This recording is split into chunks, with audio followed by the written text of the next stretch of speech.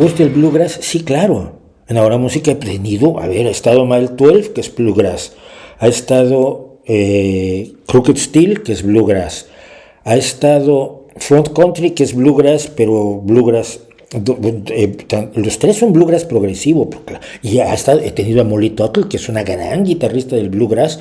Pues no solo me gusta el bluegrass, me gusta más el bluegrass progresivo, obviamente, que el tradicional.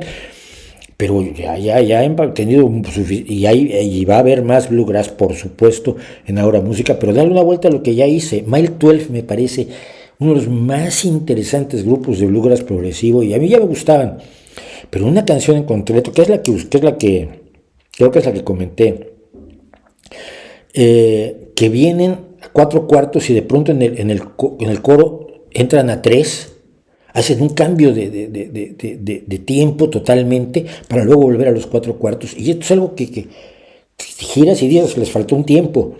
¿Y qué están haciendo? Lo están haciendo en bluegrass, no lo están haciendo como lo hicieron los Beatles con la primera vez que lo hicieron, ¿no? Que era dentro de una música que finalmente después se volvería muy experimental. Te lo recomiendo muchísimo.